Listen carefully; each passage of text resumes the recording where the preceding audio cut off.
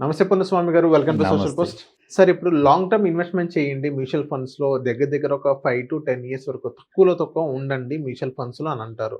So long term investment అనేది ఒక golden chance అంటారా? లేకపోతే అది జస్ట్ ఒక మిత్ అని అంటారా? లాంగ్ టర్మ్ మ్యూచువల్ ఫండ్‌లో గోల్డెన్ చాయిస్ అండి. ఎందుకంటే మార్కెట్ అనేది అప్ అండ్ డౌన్స్ ఉంటుంటాయి. ఒకసారి అప్ ఉండొచ్చు, ఒకసారి డౌన్ ఉండొచ్చు. అందువల్ల ఏమవుతుందంటే లాంగ్ టర్మ్ ఉండడం వల్ల మన ఫండ్‌ని రకరకాలుగా మన ఫండ్‌ని మన పర్ఫార్మెన్స్ బాగోలేదు. స్విచ్ చేసుకోవడానికి అవకాశం ఉంటది. ఇది మ్యూచువల్ ఫండ్‌లో ఫండ్ మేనేజర్స్ మెయింటైన్ చేస్తుంటారు. ఫండ్ మేనేజర్స్ మ్యూచువల్ ఫండ్ ఒక్కొక్క కంపెనీలో ఒక్కొక్క ఫండ్ మేనేజర్ మేనేజ్ చేస్తుంటారు. వాళ్ళు లాంగ్ టర్మ్ ఉండడం వల్ల వాళ్ళు కరెక్షన్స్ చేసుకోవడానికి అవకాశం ఉంటుంది. ఎలా కరెక్షన్ చేసుకుంటారు? ఏది ఎగ్జిట్ చేయాలి, ఏది ఎంటర్ చేయాలి, ఎలా ప్రాఫిట్కి తీసుకురావాలి అనేది వాళ్ళు ఒక స్టడీ చేస్తారు. స్టడీ టీం ఉంటుంది. వాళ్ళంతా రీసెర్చ్ చేసి చేయడానికి వాళ్ళకి అవకాశం ఎక్కువ ఉంటుంది. అందువల్ల 5-10 ఇయర్స్ మ్యూచువల్ ఫండ్లో ఉంటే, లాంగ్ టర్మ్గా ఉంటే ఏమవుతుందంటే వాళ్ళు కార్పస్ ఫండ్ విపరీతంగా జనరేట్ అవుతుంది. ఇదే ఏమంటారు ఎస్ఐపి ద్వారానే చేయొచ్చు, లంసమ్ పెట్టైనా ఉండొచ్చు. ఇప్పుడు యూనిట్ రేటు ఒకరోజు ఈరోజే మీరు పెట్టారండి. ఈరోజు యూనిట్ రేటు 25 రూపీస్ ఉంది. 10 ఇయర్స్ తర్వాత 250 అయ్యింది. ఆ రోజు ఉన్న యూనిట్ రేటు ఆ రోజుకి 250 అవుతుంది. అప్పుడేమవుతుంది 10% 15% జనరేట్ అవుతుంది.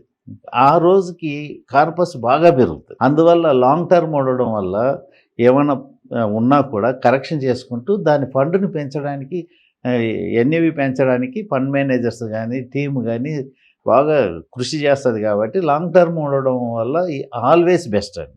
ఓకే. లాంగ్ టర్మ్ ఉన్నవాళ్ళు ఆల్వేస్ బెస్ట్. సో ఇదే లాంగ్ టర్మ్ వల్ల ఒక 5-10 ఇయర్స్ మధ్యలో ఎవరైనా విత్‌డ్రా చేసుకోవాలనుకుంటే, సో నార్మల్‌గా ఇప్పుడు మనం అస్యూమ్ చేసుకుందాం ఒక 12% ఇంట్రెస్ట్ వచ్చిందనుకుందాం. 5-10 ఇయర్స్ లోపు ఎవరైనా విత్‌డ్రా చేసుకుంటే 10% 12% కూడా సరిగ్గా రాదు.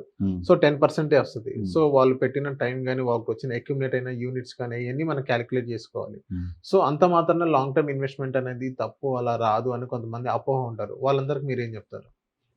ఇప్పుడు ప్రజెంట్ మన ఇన్వెస్ట్మెంట్స్ ఏమేమి ఉంటాయి? పోస్టల్ డిపార్ట్మెంట్లో ఇన్వెస్ట్మెంట్ అంటారు, దాన్ని డిపాజిట్స్ అంటారు. అవును. అక్కడ 7-8%. మన బ్యాంక్లో చూస్తే 6-7%. మ్యూచువల్ ఫండ్లో 10-12% అయితే వస్తుంది అని హిస్టరీ చెప్తుంది. కాబట్టి అదే షార్ట్ టర్మ్ అయితే మనం చెప్పలేమండి.